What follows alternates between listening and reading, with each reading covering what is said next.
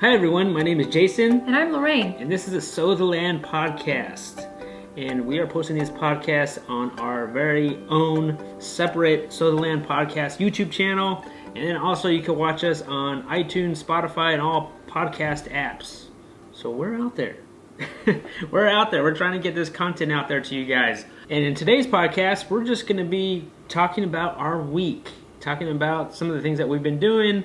And also kind of behind the scenes stuff, guys, of what we do behind the camera. This is after show, by the way. Yeah, that's kind of what we like to think of. The Sow the Land podcast is the after show. Yeah, it's just after we do the videos, kind of talk about our week and see what kind of videos we put out and maybe why we put out those videos. So what was the beginning of the week? What did we do? This week, we talked on our YouTube channel about chickens and how much it costs to feed the chickens because we've been feeding them a little bit more. Yes, and these are our meat chickens. And so that video really came about because we get a lot of questions on this. And I noticed some of the comments on various YouTube videos. We get a lot of questions on, hey, how much feed are you feeding your meat chickens or your broilers? And we've done a video before, a long time ago. It's one of our top 5 videos, I believe, of how much it costs to raise 30 chickens, meat chickens. Yeah, but we've been doing something different. Yes, but this is different, and this is not so much, it wasn't meant to be like a cost. It was more of how much feed. So I just threw in the cost in there, just some added value there. But yeah, we've been doubling our feed this year with our last 2 meat chickens and just feeding them twice as much.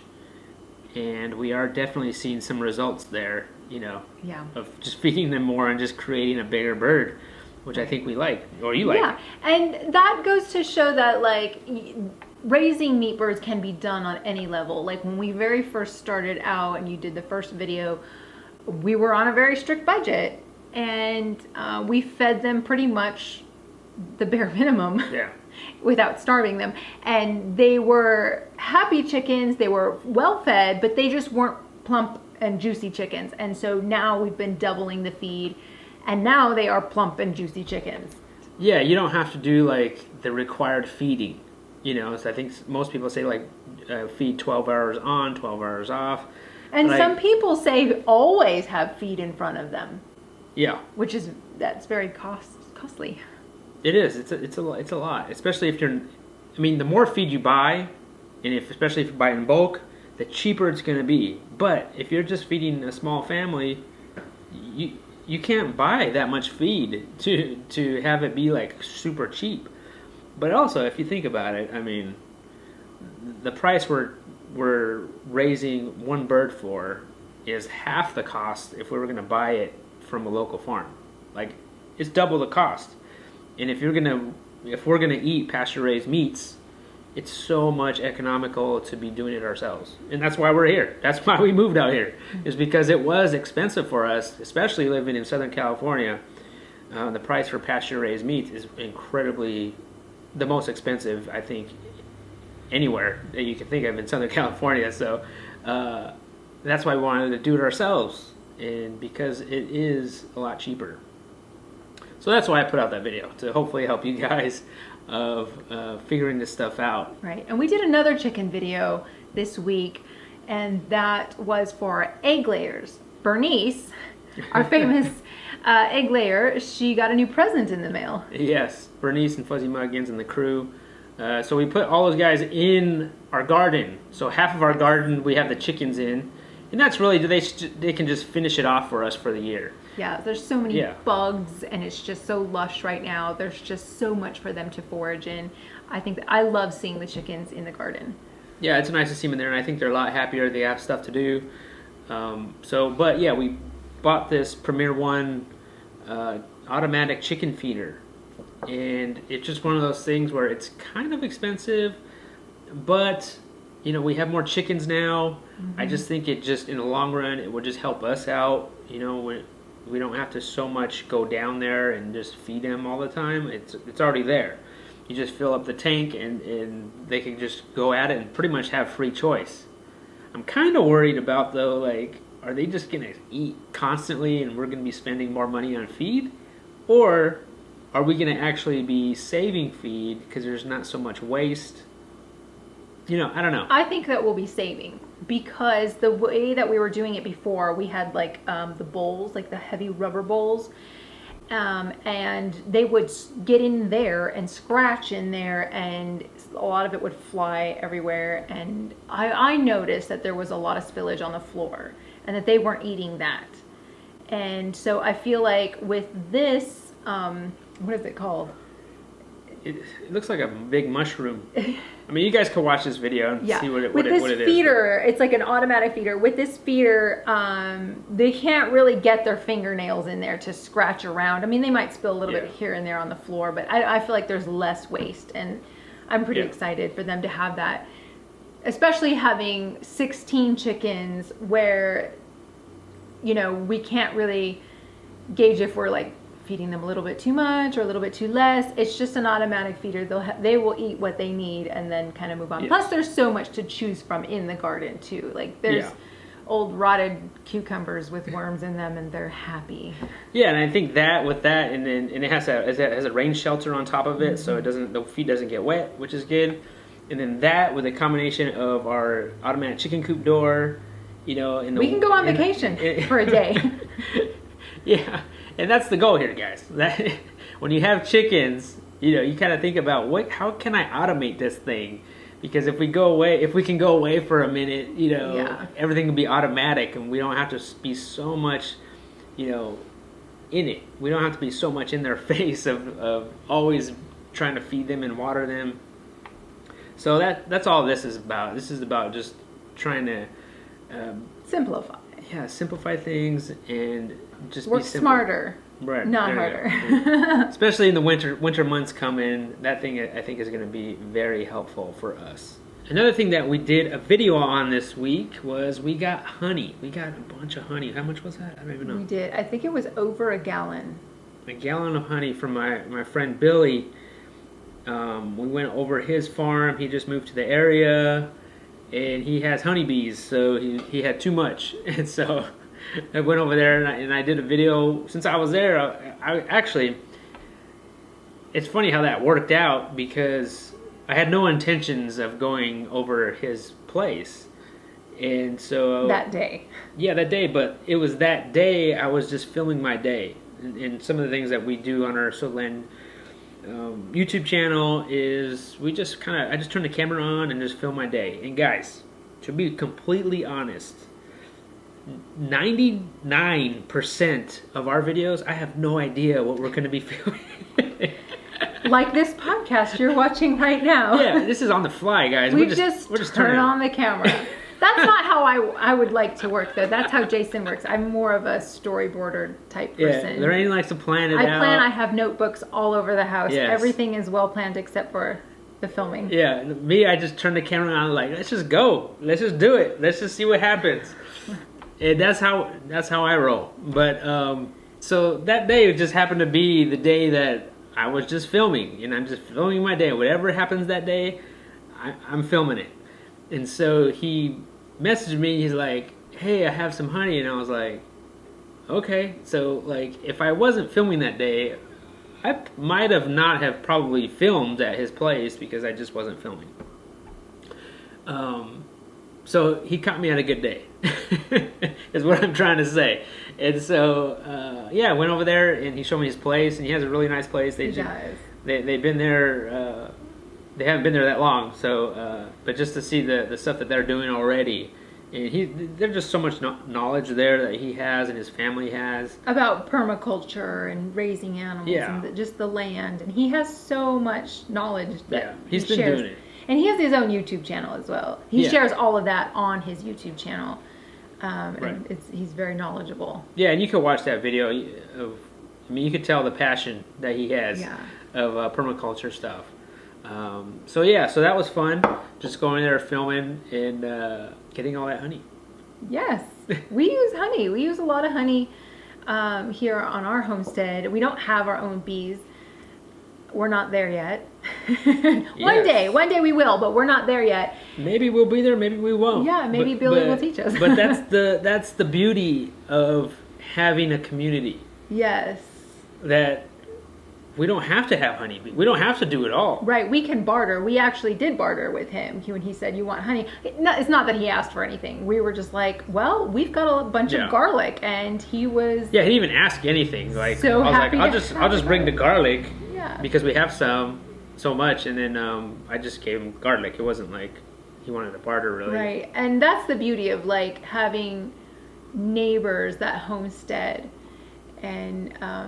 you know, you get to trade with each other, and, you know, what we grew a lot of, maybe somebody else didn't grow at all, or, you know, he has bees, we don't. So I think that's a beautiful thing, is when you can trade with your neighbors your abundance. Yeah, for sure. My buddy Sean called me up and was like, hey, you want firewood?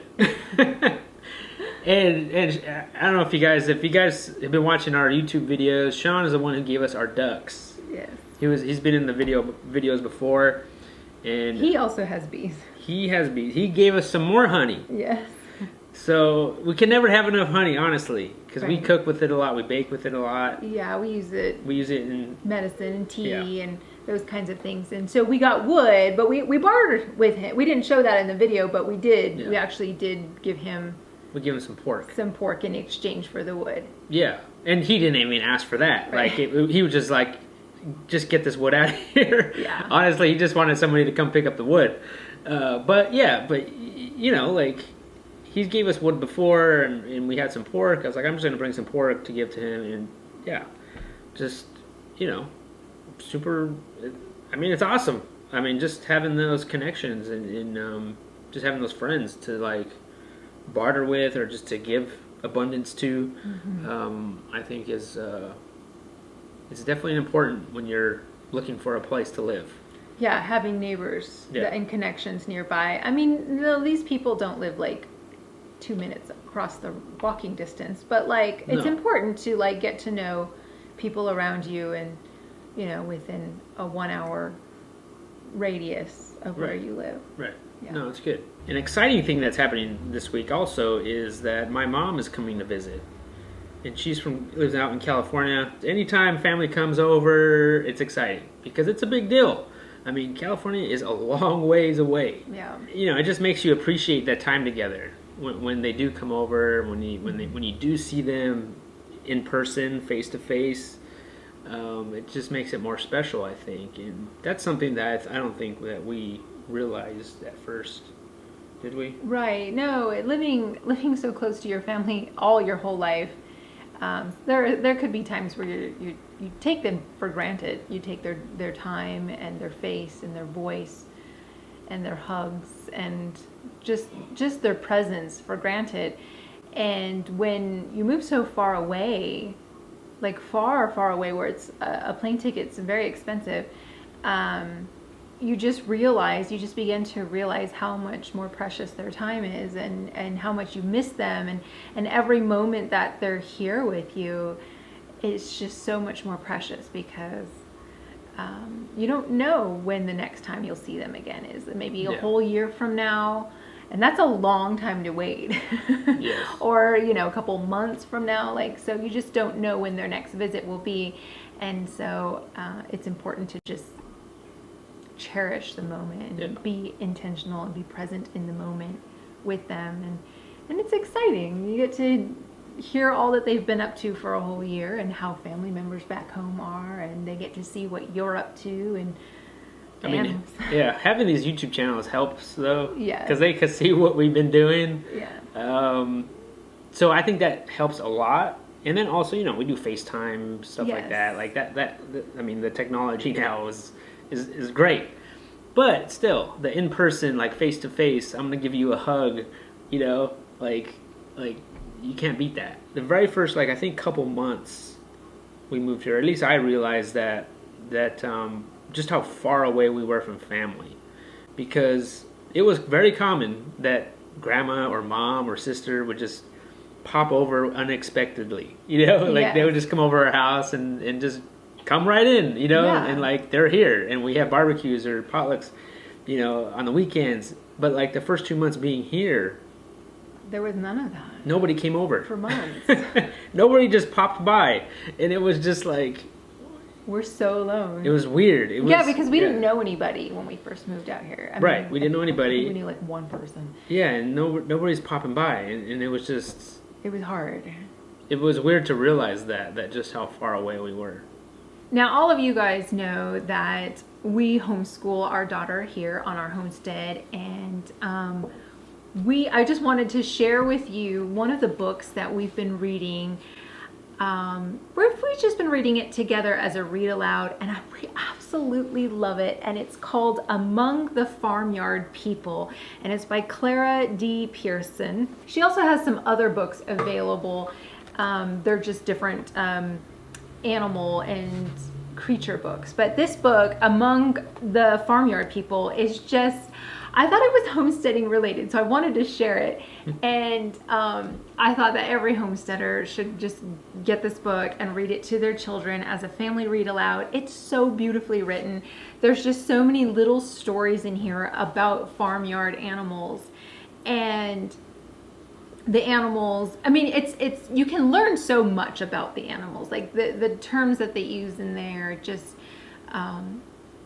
it's a great way for children to learn, oh, that's how we use that term, or that's this type of animal. And just the communities that's inside these little animal communities. Like there's the duck community, and the way they talk to each other. Of course, the animals talk to each other, but and then like the horses, and then it has like this great moral to the story. And in each story, there's a bunch of little stories in this book. And it's just a beautiful book. I will leave the link below in the description box where you can find this book. It's such a beautiful, precious book. Penelope and I are enjoying it, and we're reading it aloud together. So I just wanted to share that. And since we're on the topic of books, I was like, hey, why not share what else I'm reading this month? We are, for literature in school, Penelope and I are reading together The Secret Garden. I know a lot of you have heard of this book before. It's a well-known, loved classic. So far, it's been a great hit. We absolutely love it. A book that I'm personally reading. It's not for children. This is just a book that I'm personally reading. Brianna from the Art and Bree show let me borrow this book. She just finished it. It's called The Book Woman of Troublesome Creek, and I'm only like maybe 2 chapters in, and it's really good. I'm reading it kind of slow because I'm also reading like a bunch of other books as well. But I like it so far. It's good. It's a very meaty book, and it's really good. It's about a librarian woman from Kentucky, and I want to say the time period is 1930s.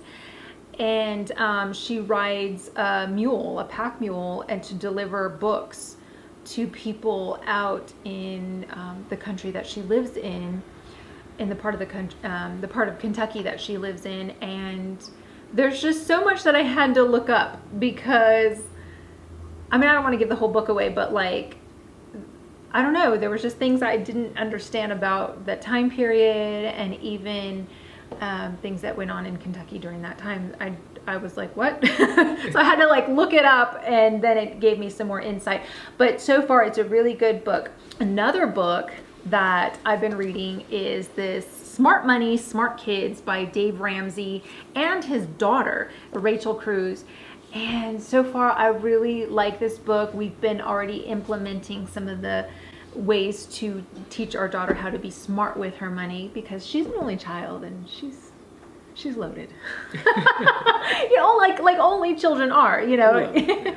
They recommend some really good ideas on how to teach your children to be smart with their money, and so far it's a really good book. Another thing that's been keeping you busy is playing Jane Lorraine.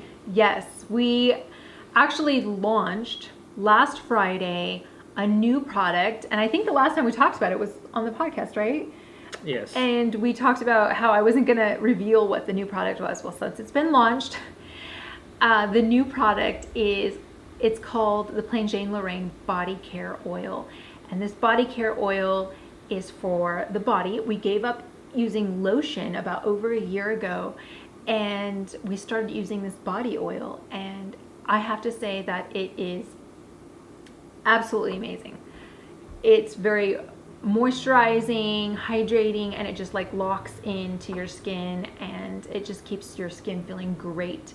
And it's excellent for sensitive skins. Like as I mentioned before in podcasts or our videos, that we both have really sensitive skin. Jason has sensitive skin in his own way. I have sensitive skin in my own way, and it is safe for sensitive skin. And this is not just for women. Right, it is a body. All the stuff, pretty much. All the stuff that you make. Right, exactly. Yeah, like all of it. It's not just for women. It's for men too. For the whole family. Yeah, it's for everybody. Like even children can use it. It's healthy for everybody. Yes, Penelope's been using this body oil like as soon as she gets out of the shower. All of us, we get out of the shower and we just put the body oil on, and it's fantastic. However, we did sell out. Yes. Really quickly. Yeah, we weren't expecting. We mentioned it on a YouTube video. Yeah.